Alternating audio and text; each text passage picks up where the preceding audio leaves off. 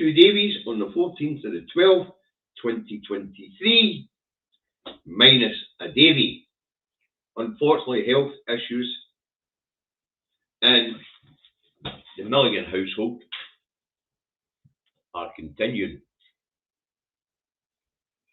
So it's just me today. So we'll sort out Facebook, then this will be done in the style that I used to do it from my truck and the Indie Truck Davies style. Okay, but let me sort out Facebook first. And then we'll go on.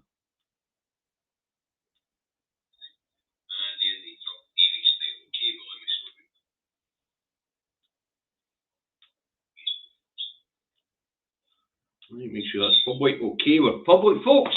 So, afternoon, folks. Couple of things to announce before we get on. Aki's, one of the regular viewers, wanted us all to join his Facebook group and whatever other social media he's got at Aki's Tours. He sent me a wee WhatsApp about it, so we'll have a wee look. And what does it say? It says, people, can you do us a wee favour? If you have Facebook, can you follow ATCOL, Comms and Photographs? Hey, they're trying to build a following and it's totally non-political and open to all. Please ask friends and family to join too. So, if you're interested in watching Aki's and Jenny running about Scotland, looking at all the pretty places, that's where to go. Facebook and the Facebook group, ATCOL, Comms and Photographs. Now, I've had a wee look at some of them myself and they're not bad.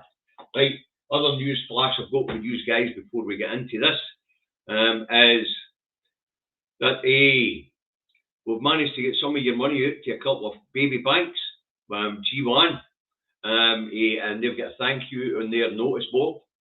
They get 250 and Baby Bank Scotland get 250. We're just waiting the third baby bank getting in contact with us and then we'll get the rest out the door. Okay, so on behalf of the children here in Scotland, I'd like to thank you all for your kind donations. David and I are very humble in being able to distribute this to food banks and baby banks on your behalf. It really is humbling. And there'll be a wee bit more of that as we get into the show, because I say this has been done in the style of Indie Truck Davy. So we're up with the 100 mark, so let's get this show underway. It's Indie Truck Davy, out the truck and at home in his office in Salisbury, North Lanarkshire, where it's clear at the moment and 4 degrees. It's going to get bloody chilly tonight if it stays like that. Alright, that's the weather forecast for Salisbury, North Lanarkshire. If you want to know what the weather's like where you are, look at your rain, bloody windy. Wow. Mental. Right, here we go. First up, big stooshy as the budget comes up. Okay, Scottish Government considers introducing a new tax band at next week's budget. This causes the loony press and some of the business associations here in Scotland, they got after chump. Now, the loony press are telling us that we've got a 1.5 billion black hole in our budget. They also tell us it's due to, believe this or not, a mismanagement of the block grant from Westminster. But while the loony press and the cuckoos in the nest here in Scotland are shouting mismanagement, along in the Scottish Parliament and the Scottish Budget Committee is a member of the UK's own Office for Budget Responsibility. And he's busy telling ministers, well, actually, it's due to bad economic choices made by the governing party. And you expect more problems in the Scottish budget going forward. But as we know, before Nicola Sturgeon resigned, she made it clear to us, the Scottish public, that over the course of this particular parliamentary term that we're in, the Scottish budget would be cut by 5% in real terms. Okay, so the 1.5 billion isn't actually a problem created by the mismanagement of the block grant. It's actually the mismanagement of the UK economy. meaning there's less money getting into the economy, which means there's less money being spent in public services in England. And because of the way the funding formula works, there's less money coming to Scotland. Throw in inflation, cost of living crisis, energy crisis, a whole lot. We've already spoken about this. Scottish budget doesn't go as far as it used to be. That's the 1.5 billion black hole that the loony press and cuckoos in the nest here in Scotland would want you to believe. And you don't have to take it from me. You can go into the budget committee in the Scottish Parliament and watch back Tom Joseph for the Office of Budget Responsibility telling SNPs there's a car crash coming down the line and it's due to bad economic decisions by 13 years of mismanagement of the UK economy by the Westminster government. Austerity, followed by Brexit, throwing a couple of wee wars in the world, and over the recipe for disaster and stagnation.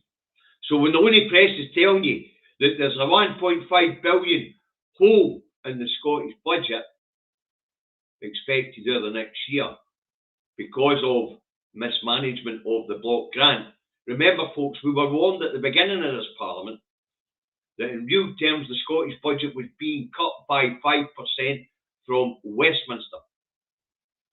You've got to remember when you're watching this pish in the press, you've got to remember what they've said before. They're bad fucking liars. And I'm a dab hand at remembering what they said before.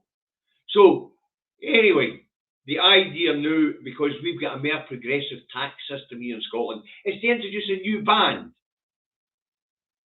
A new tax band. A 45% band for those earning 75,000 to 125,113 pounds. And we're getting all the usual stuff for the usual unionist nutters and the business associations. You know, we've got the CBI. Where else we go? The Scottish financial sector. We've got the Scottish Consortium of Retail Sectors, or Consortium of Retail. We've got the Tourist Alliance. And believe it or not, the salmon industry, or screaming at the Scottish government, don't do this, money will flee, Scotland will be less attractive to invest in. Scotland's got the biggest inward investment in Europe at the moment, thanks to Air Miles Angus. The Scottish economy is doing far better than any other area of the UK, except for the east, the southeast, and the financial sector in London.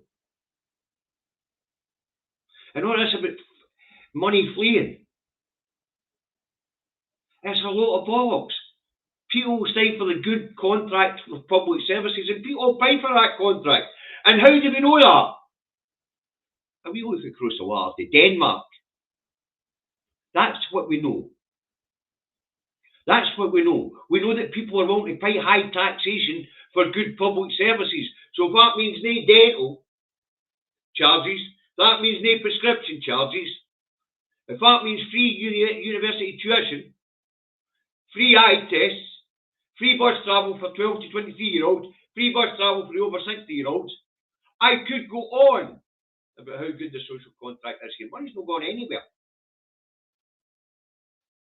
But we're getting the same usual crap.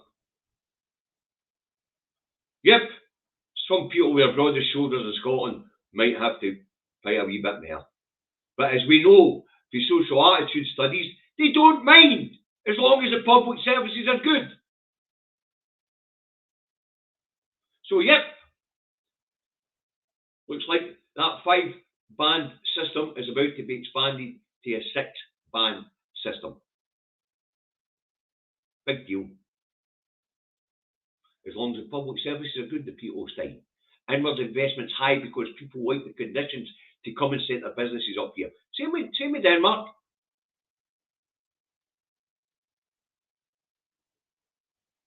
high taxation is not a problem, as long as the services in return are worth the tax you're paying. So anyway, that's a stooshy. That's story number one. All right, let's say all the usual suspects. The other thing that's been flagged this time is that people in that day in the backgrounds will change their behaviour, especially those who are, say, self-employed or run a small business but charge huge amounts for their services. They're speculating that they'll get PO boxes in England. So it looks like the company's based there with their brass plaques. Doubt it. Business rates and business reliefs are better here in Scotland. Simple as that. Okay, so that's just mental. Right, moving on. New renewable energy superhighway from the northeast to the northeast of Scotland has been approved at a cost of £1.8 billion. Okie dokie. Now, this is to provide energy to the Scottish renewable sector to 2 million households and businesses in the northeast of England. And Davies says, build it as quick as you can, because we're going to want to sell England energy after independence. And they're going to want to buy it because England hasn't invested in its energy sector, its renewable energy sector, and its obligations. Where the climate crisis means that it's going to need clean energy. England is very heavily dependent on other nations for its energy needs. It's heavily dependent on Scotland. It's heavily dependent on France. It's heavily dependent on the Netherlands, and it's heavily dependent on Norway. So go ahead and build it. National Grid, go ahead. Sounds broad to me. You see, we're going to want to sell England energy. And apparently there's plans for Rwanda to get down the west coast and all. Build them. The infrastructure will be in our country. And the on and off switch will be here. That's all that matters. So anybody who opposes this scheme is mental. Okay, right. Unfortunately, this one's no good story, but they're all related. Basically, this one's related again to budgetary constraints. It would appear that in the budget it will be announced that the introduction of the National Care Service will be booted into the long grass by at least 3 years. My calculations are correct, that's up to the end of this Parliament, this particular Scottish parliamentary term. Now, as I say, it's down to the shrinking Scottish budget and the madness of Brexit and stagnating UK economy, which is also expected to flatline until at least 2027. So that is not good news, folks. The idea of creating a care service, I mean, our social care service is another great advantage of living in Scotland, at least we've got one. But the idea was to introduce a national care service and regulate the standard right across, bring the profession up, and run it like an NHS.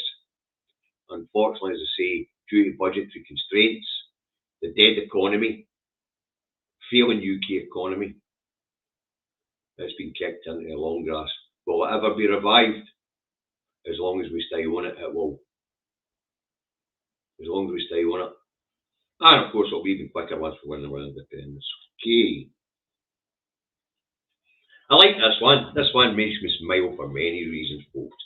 And that is that the Scottish councils to be given the power to double council tax costs for second homes in Scotland. This power will be introduced in April 2024, so Perth and Kinross are first after blocks. Now, at the moment, the legislation in Scotland is that second homes can get up to a 50% discount on council tax, but most councils charge the correct council tax for second homes. They don't give the discount to second homeowners. Well, they're now to be given the powers to double council tax on second homes. And it would appear Perth and Kinross are first out of the trap, and they had a debate and have decided that for the 1,160 second homes in Perth and Kinross's 13 wards, if you have a second home, you're paying twice the amount of council tax as you would if you only had one. Sorry, 3 times the amount of council tax that you would if you only had one. Now, the reason why it makes me smile is because a lot of people, because that's a lot of dough, won't be able to afford that, and it might free up some housing for people to get forever homes instead of people who are pretty wealthy buying themselves a cottage in a beautiful Fife village, or a Kinross rural village, or a Perth rural village, and stopping somebody who actually lives there from being able to continue living there and working there. So it won't free up a lot of them in Perthshire, I can assure you. A lot of big estates up there, you know, a lot of money up there, but it won't free up some of the lesser homes. As I say, I expect a lot of the Scottish councils will be looking at this and saying maybe not 100, maybe not twice the council tax rate on your second home, maybe 50%. Anyway, Perth and Kinross have calculated that this move will draw in an extra £2 million a year, which grant, what do you call them up there? The council leader, Grant, is it Conway? Let me see, must have wrote it down.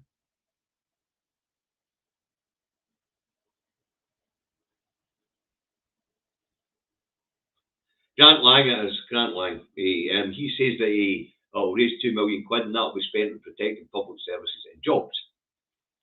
Okay, so the council are gaining more power to raise revenues. As the Scottish Government revenue declines, then the Scottish councils are going to be able to stand, are going to have to stand a wee bit more on their own 2 feet and be able to raise more local taxation in order to plug the gap. So one of the ways they've found of doing it, under the justification of freeing up houses, is double the council tax on second homes. Okay. The next one is, this one's a cracker, this one really love it. And it's the Scottish councils are about to go to war with Westminster, which is really quite good. What are they going to Westminster over? Rack. Reinforced, autoclaved, aerated concrete. Now the councils went to Scottish Parliament because a few of them were facing really big bills for this stuff. Because it's not just schools, there's other buildings that were put up in between the 50s and the 80s with this stuff in it. Anyway, they went to the Scottish Government went, sorry, old Mother Hubbers went to court and the cupboard's bare. No, so the councils have had a wee chat with each other and then said to Cosler, go after the Scotland office. This is pre-devolution, these buggers built it. So it looks like the Scottish councils are going to go to war with Westminster, who are reinforced, autoclaved, aerated concrete back in schools and other such public buildings which were built prior to devolution. And I just thought it was quite funny. I just think it's great. Now, what's giving them the excuse to go after Westminster on this one? Well, it has to do with Westminster bypassing the 1998 Scotland Act and offering to fund straight into councils for infrastructure programmes. Well, you know, if they can fund direct infrastructure programmes, fixing rats is an infrastructure programme. So the councils have identified this. So they're going after the Scotland office in Westminster to foot the bill for reinforced autoclaved aerated concrete, which is now 40 bits. And you know Davy likes a wee laugh. And this one really made me laugh. It did, I have to say, folks. Bypass the Scotland Act, just if the council bypass Holyrood and go after Westminster direct. It's just poetic justice. I'm sorry, I can't help but laugh at it. Westminster bypasses the Scotland Act to fund direct to councils. Councils say, let's try the same trick. Let's go straight around Holyrood and straight to Westminster for the funding to fix their fuck up to the past. From the past. Absolutely brilliant. Absolutely fantastic stuff. Just shows you know, they drive a coach and horse through devolution, thinking they're going to weaken the Scottish government and Scottish institutions. The Scottish institutions just see the hole and gallop straight back after the buggers and say, you did this, you pay for it. I'm looking forward to this one if it goes to court. They opened up the door and the councils are chasing them back through it. Oh, I love it, absolutely love it. Brilliant. Right, where else we go? Oh, aye, okay. Yes, the Rwanda Treaty passes. Ah, wonderful. What was the vote again? 313 to 216.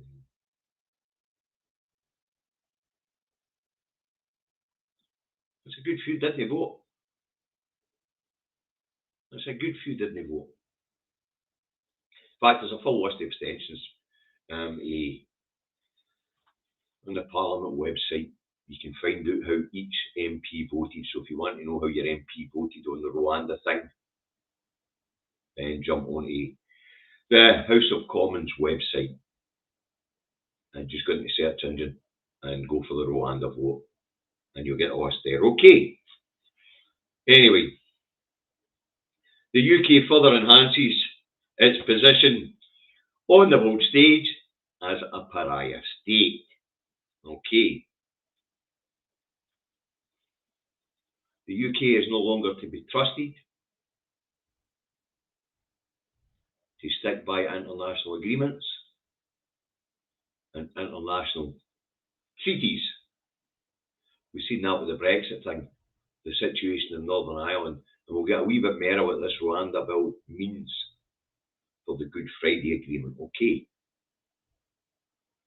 But this bill, as well as kicking 100 of the weakest people reaching our shores, the other thing it does is it gives ministers in the government the right to pick and choose which rulings for the European Court of Human Rights it will observe, which parts of the United Nations Treaty on the rights to seek asylum it will observe. Does this not sound familiar? We will break international law in small and, what was it?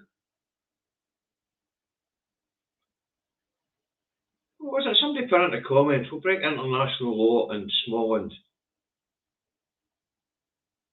specific ways. International law doesn't matter anymore. We'll break internal UK laws in specific ways. Doesn't matter. The UK is not to be trusted, and it isn't being trusted in the world stage anymore. Its soft power is gone. This Rwanda thing's nuts. But I have to say that, and this is the funny part about it, is Dr. Vincent Buati, second time we've got him in the show, the Rwandan Foreign Secretary, after seeing this bill at its second reading go through the Houses of Parliament, he's given a statement to say that the UK must meet its international obligations under treaties and under international law, or else Rwanda will pull out of the treaty. So, as the bill stands, remember it is subject to amendments in the committee stage, and it's going to get through the House of Lords and back for its third reading before it can be passed into law. But what the Rwandans are schooling Westminster on right now is upholding their obligations under international law, or Rwanda will walk away. Wow. Rwanda will walk away.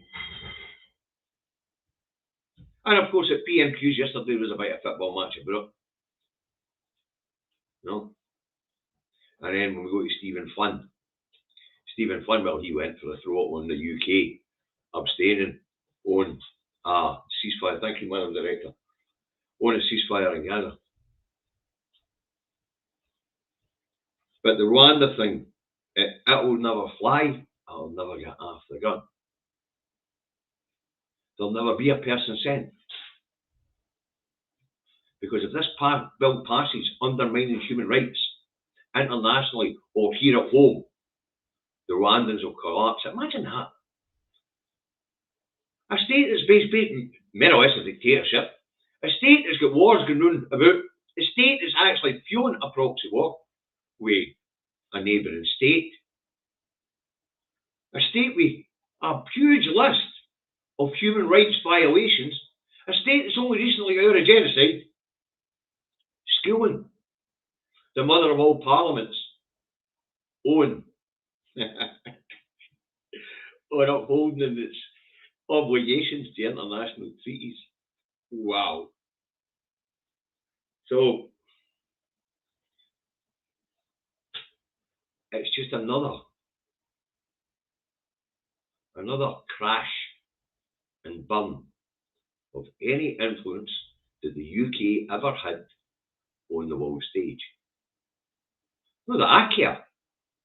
I would like to see Westminster removed to the world stage.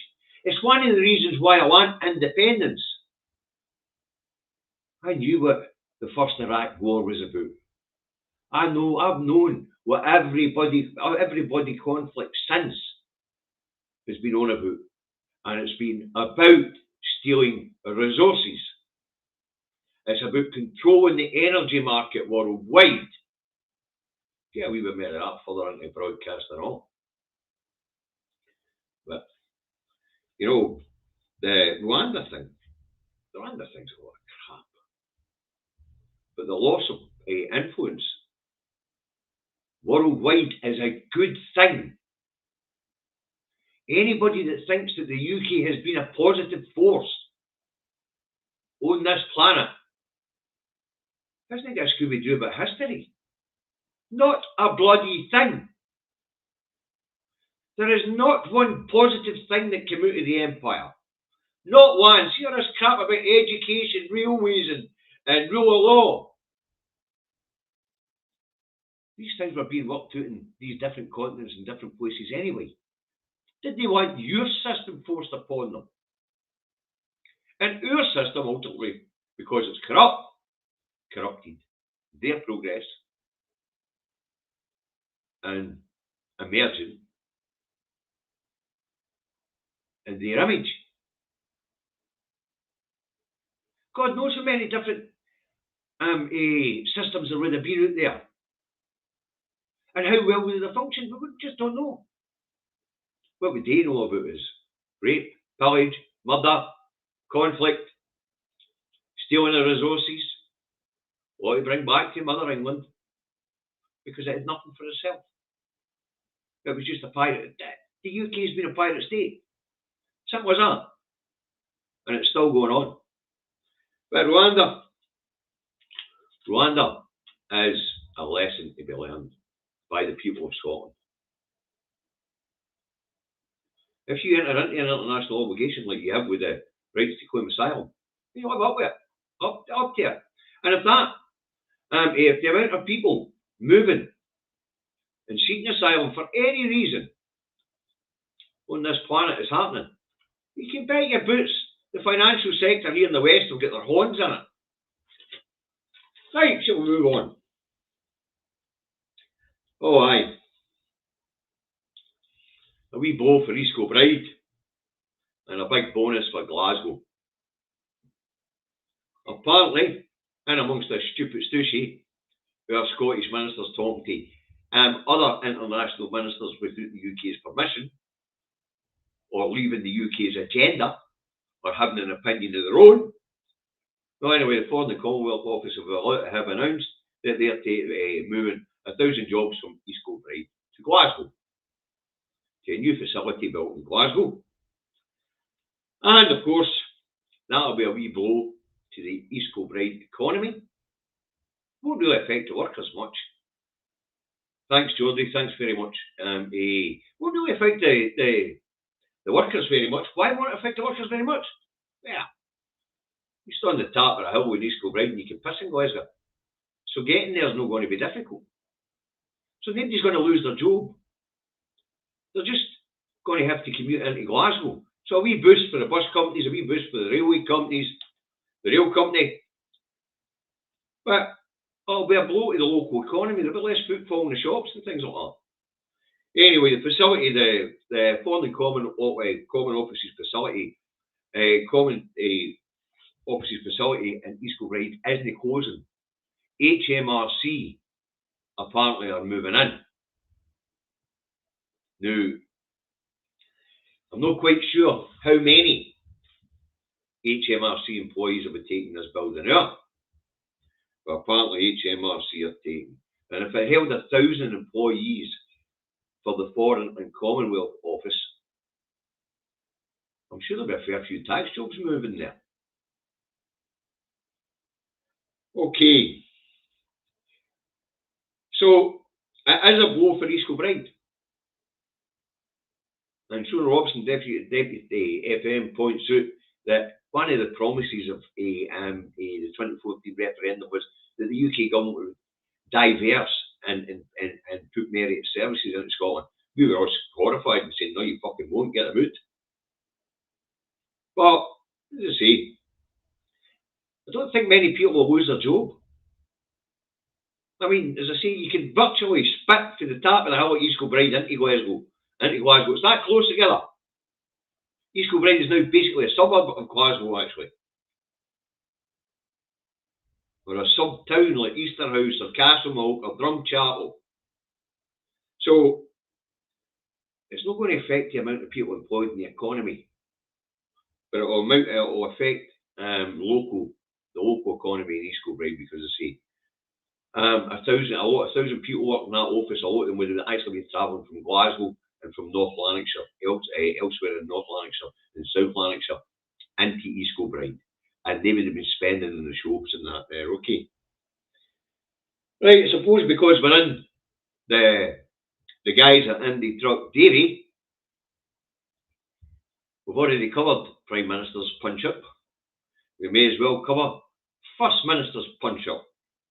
The First Minister's punch-up the day was being held by the Deputy First Minister, Shona Robinson, as First Minister Humza Yousaf is on the sick after returning for COP28. Isn't that interesting?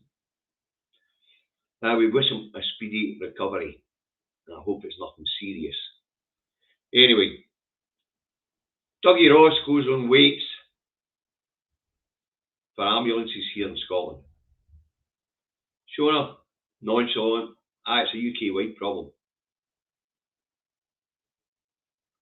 And it gets blamed on the pandemic, but that's not why it's a UK-wide problem, folks. This particular problem in this particular service is the same problem that we have in all the services UK-wide. Underfunding by an austerity and small state conservative government means that these services just aren't up to scratch anymore. Even though they've been cut to the bone, they've been streamlined, they've been doing all right until the pandemic hit. Now that underfunding and that stress is shown. The emergency backup, nothing. And of course, the problems in England, in Wales, in Northern Ireland, and Scotland are all related. As Westminster has cut services in England, the budgets in Scotland, Wales, and Northern Ireland have shrunk. And as we all know, austerity was a political choice, it wasn't needed. Properly funded public services pay for themselves. Because people are happy to pay the tax they pay for them. Well, it started that in Article 1. So, Dougie Ross goes and waiting times for ambulance. Shona tells him, it's the same everywhere. Suck it up, buttercup. We're trying. And of course, this one really cracked me up. Poverty Pie Sarwar is demanding that the Scottish Government mitigate for the failings of Westminster again. They're asking the Scottish Government to give hard-hit mortgage payers help. That's what Anna Sarwar wants. His imperial masters crash the economy, shrink our budgets, and he's demanding what little we have to run public services goes to people like me. Or people like you. If the interest rates mean you can no longer afford to pay for your home. There'll be a newsflash for you, Poverty Pie. We chose to buy. We chose to buy. And when we made the calculation, we based it on our incomes and where we expected our incomes to be at the point when our mortgages were coming to an end. If we miscalculated, or some outside factor going away like ill health and things like that, that was a risk we took. We could have demanded that the councils built more social housing so we could all have the good choices we used to do back when I was a kid. This mess is Westminster's mess. This isn't for Scotland to bail out mortgage holders. That's for Westminster to put scheme in places. Does Anna Sarwar not understand devolution and what's reserved and what's no? Does he not understand it? Does Poverty Pie, the multi-millionaire, not understand how it works? There are things that are reserved, thanks Alison. There's things that are reserved and things that are no. We're already mitigating policies for doing that road. We cannot mitigate for economic outcomes. It's just not possible with the budget. After all, there's nothing in the Scottish budget to mitigate them making an arse of doing that road. Nothing.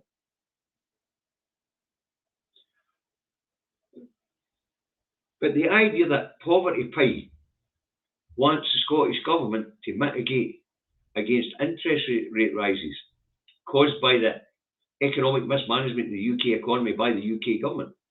It's nuts! Sarwar has lost the plot. Absolutely lost the plot. Saying that, I lost the plot a long time ago. Somebody sent for a nurse. That's another one that needs meds. Oh, that's right, forgot. There's no funding for mental health in England, so there's no funding for mental health in Scotland. So the mental health nurse is not available.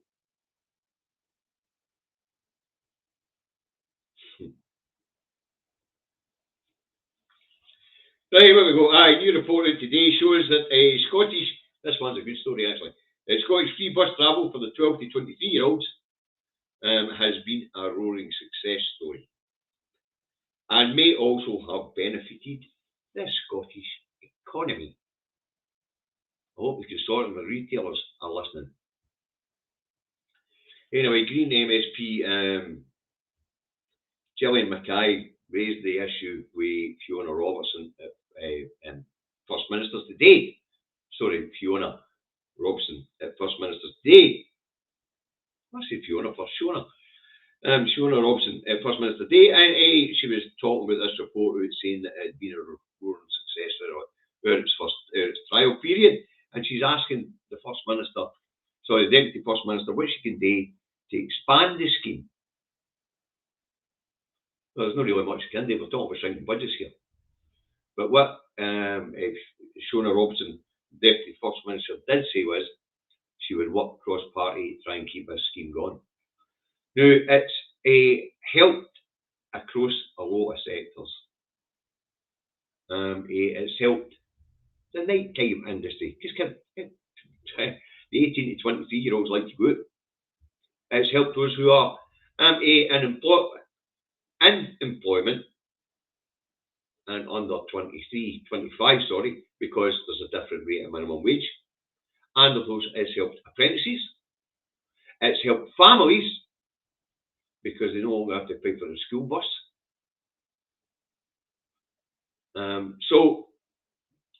And it's helped female security, believe it or not. Safety of young females. They feel much safer being able to travel about by bus at night, rather than having maybe walk from one end of a housing estate to the other end of a housing estate. They can now get on a bus and safely traverse that housing estate. No, the housing estates are dangerous here in Scotland. We know crime's at an all-time low, especially nuisance crimes. But they say, so this is a good news story, a really good news story. Another one of these social policies that makes it worth paying taxes. Another one of these social policies which means we don't mind if we do have to pay higher taxes. But we don't.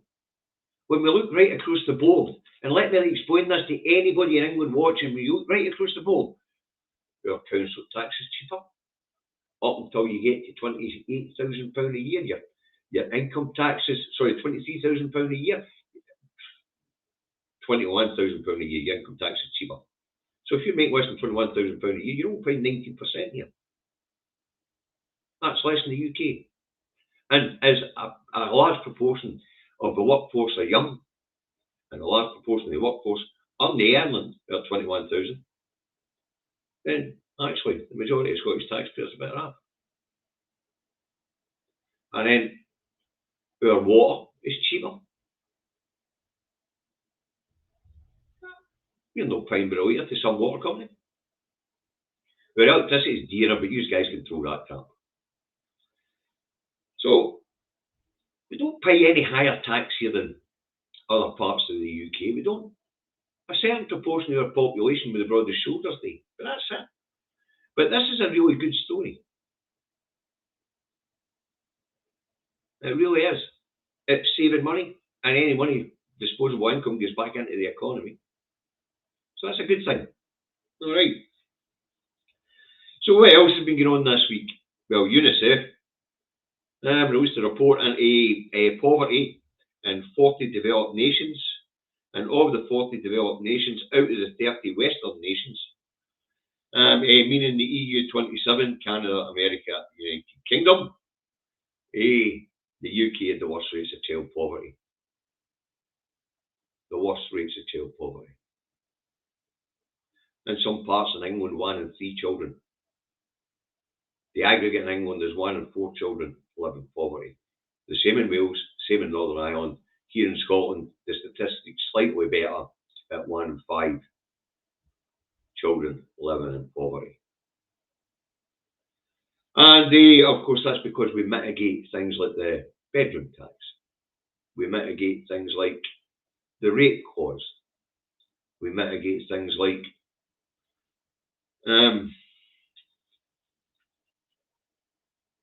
well, the last one is no mitigation. Actually, there's a new benefit. It's called the child benefit, where we pay families that qualify 25 quid per week per child to raise them out of poverty. So we do a wee bit better here in Scotland. But this report's quite damning, really damning. And this comes back on the back of a report the week before, the Joseph Rowntree Foundation, which found that 3.8 million people in the UK in 2022 suffered destitution. Out of that 3.8 million, 1 million of them were children. Now, if you don't know what destitution is, That's where a human being doesn't have enough for the very basic requirements for life. Clothing, food, shelter, light, hygiene. In other words, they can't feed themselves, they can't heat their houses or they're on the street. And they can't keep themselves clean because it's become too expensive to be able to buy a bar of soap. Or you don't have the wherewithal to buy a bar of soap. Now, when you think about that objectively, folks, the UK now has the 7th largest economy on the planet. When the Tories came to power in 2013, it was the 5th largest economy on the planet. But if we set that Tory failure to one side for a wee minute, even as the 7th biggest economy on the planet, there's a fucking problem if you've got millions of people living in poverty. I think it's 11.8 in poverty, or below the breadline, or the poverty line as they call it. 3.8 million of them suffering destitution.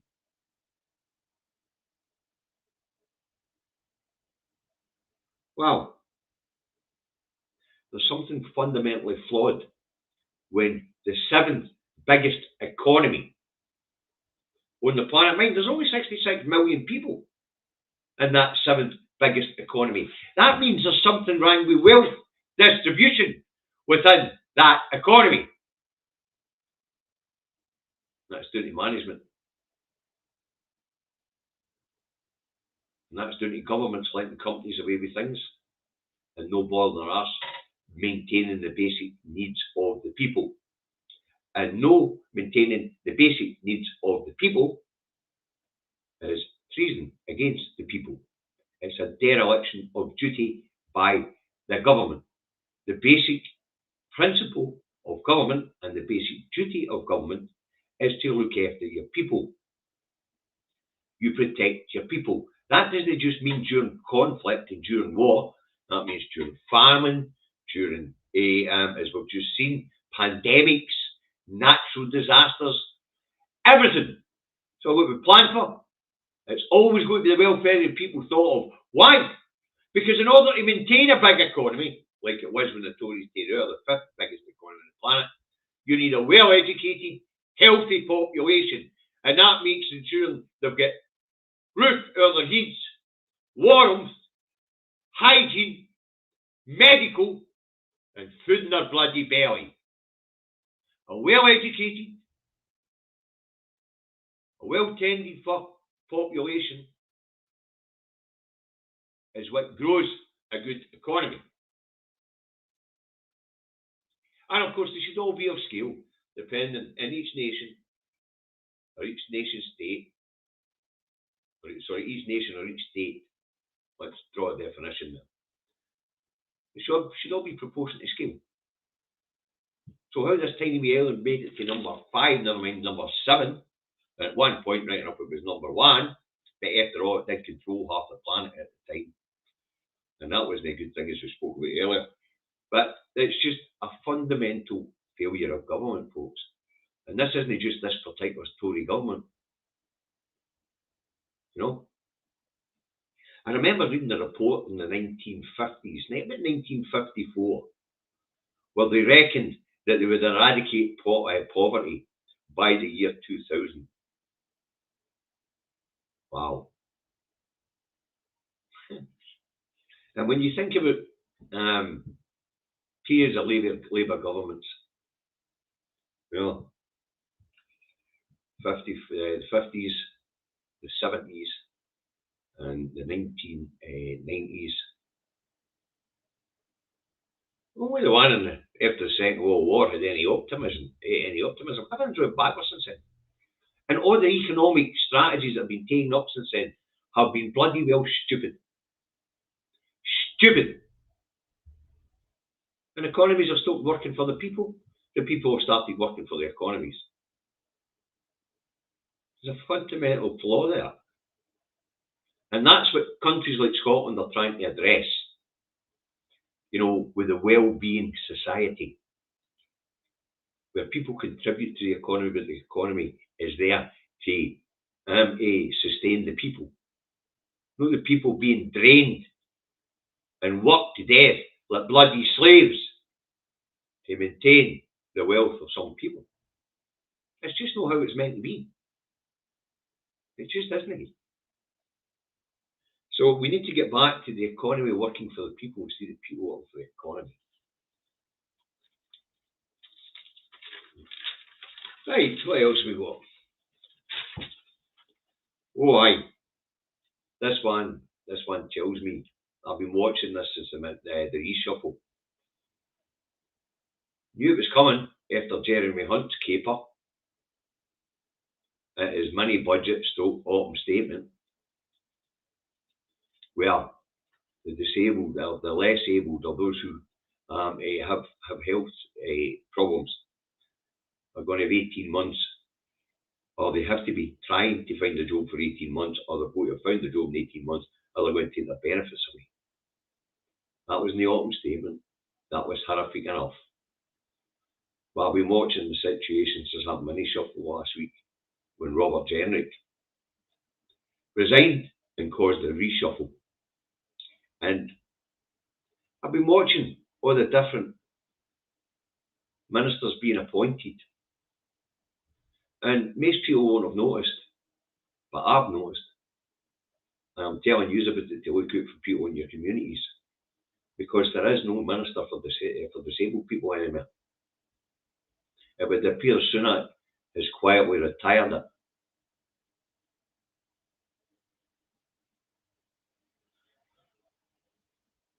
There's been other minor ministers appointed. Minister for Rwanda, minister for this, minister for that. But no minister for disabled people. We'll keep an eye on it. But it looks as if the Tories have retired the department.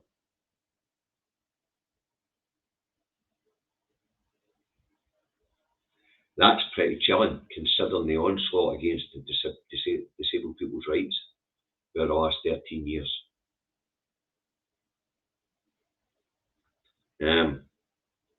So we all know people who are less advantaged, disadvantaged, disabled, whatever you want to call them. Keep an eye on them, folks. Like the rest of us are proud people. They might not tell us their troubles. Alright? A bit like the old and the vulnerable, you keep an eye on them. Because this shower of shite down that road, isn't he? So that one's a worry. So if you've got disabled friends, relatives, you're disabled yourself, this one's a worry. And as you all know, this is something I've followed for years. It looks as if he's quietly shuffled off the Department for Disabilities. By no. Appointing the minister. So I imagine there'll be an announcement sometime shortly, just before the Christmas recess, where they'll say that the Ministry for Disabilities will now be absorbed by the Department of Work and Pensions. Generally how it works. That's generally how it works. But once we're stripping away a whole section of your community's rights to approach a specific minister who's responsible for their issues. And they say I've watched this one over the last 10 years and it's fucking horrifying. People have died. Basically been put down, they've been left to die. Families have ended up destitute. They say, this one worries me, so I'm going to keep an eye on that one, alright? Anyway, talking about kicking the least amongst us, the Tories have done well this week, have they not? First they kick asylum seekers, the very weakest of humanity. Then they've kicked the disabled again. That's a couple of weeks in a row, well done. They really like to go for a vulnerable, won't they? and the least amongst us. Anyway, so they've really done well, the Tories, this week. They've managed to beat up on the least of us. Bit like the eating school bully shit, isn't it?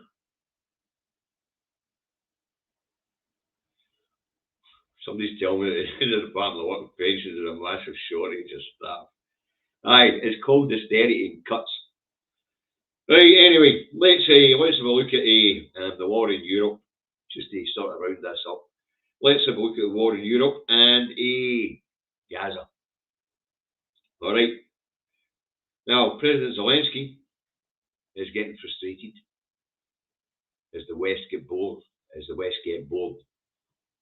and gets poorer and doesn't have the money to pour in to Ukraine, which it requires to keep up its fight against the aggressor in this case, which is Russia. And Zelensky's off to South America to try and gather some support and financial aid. So, you know, it would appear that the West and the people in the West are bored with what's happening in Ukraine. They've all moved on to Gaza. Now, what's been interesting coming out of Gaza? Well, more interesting coming out of the West, actually, in America. And that is apparently the American energy advisor is advising one of America's energy advisors is advising Israel to allow the exploitation off the coast of Gaza under the guise of rebuilding the Palestinian economy. Rebuilding the Palestinian economy. We've just been told that Israel won't accept a two-state settlement. We've just been told that. Israel doesn't consider Palestine a place that it has an economy. And I'm being told by the other David that Israel are paying social media companies to take down stories about Gaza. And apparently they're trying to pump out propaganda. I don't know whether that's true or not. Doesn't it change what we see in front of our faces? What we see in front of our faces is an occupied state having been attacked by the people by the people whose state they occupy. Then go back and take retribution. But no against the people who caused the offence.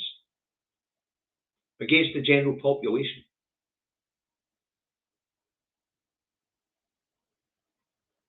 That's what I see. An occupied people, an oppressed people, kick back at their oppressor, and their oppressor is oppressing them more. That's what I see. I don't know what you people see, but that's what I see. Anyway, apparently Israel's no settling for a two-state solution.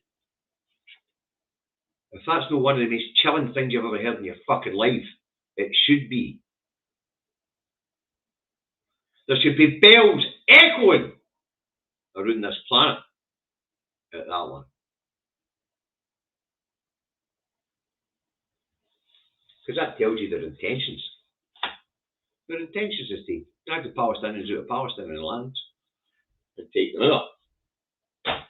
And the energy advisor for America is just tell you why. Western corporate bodies want control of the energy market and they want Gaza's slice of it. And Israel being told, you can make money out of this. So there you go. And Urwali's statement there that Israel has no right to self-defence. How can you have a right to defend yourself if you yourself is the person who is doing the oppressing? His logic went out the bloody windy.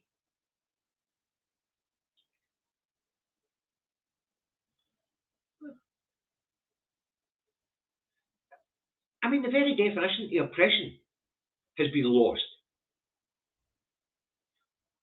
Throw in suppression.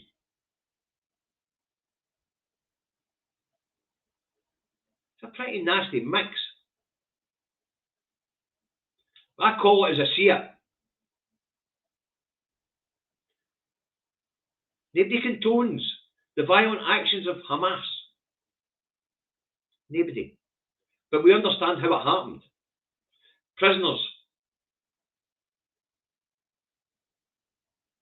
Prisoners who shouldn't be prisoners. In an open prison. Better known to you and me as a concentration camp. No matter how you dolly it up with nice hospitals and nice whatever, as Israel tried to do many years ago now, they're flattening it all. Still a bloody prison. And it's your state, you can't run it. And you're no free to come and go. You're no free, you're in a prison. The prisoners did something outrageously bad. They did. But the prison warden's response, wow. And now they're saying they won't accept a two-state solution. So either the international community step in, and I noticed that Biden's starting to get nervous. He really is. Pressure's really growing. I don't think the people of the US were happy with that last veto. I really don't. Let's say people power. Anyway, folks, that comes to the end of it. I want to thank everybody for your kind contributions today to the Food Bank Fund and the Baby Bank Fund. I want to thank so many of you for watching the show. I'm sorry it was just me today. I had to batter up, show up quite quick, so I hope you found it entertaining. I hope you found it informative. Because it wasn't a show that Dave and I was done. And it was nice to dust in the truck Davey off for a wee hour or two. Alright, so thanks for tuning in. We'll be back Monday, or hopefully both of us will be back Monday, and that the health problem in the Milligan household has been resolved. And we'll get back to the normal 2 Davey format. Alright. But as I say, I hope you found the things I covered interesting and informative. I really do. They're all quite big stories, every one of them. Alright? Remember, your search engine is your friend. You need to know something. Biggest library in the world is there to be perused. But narrow your search to exactly what it is you want. That's the trick to search engines. Okay. So look after yourselves. I've got work to go to, so I'm off. I'll catch you later.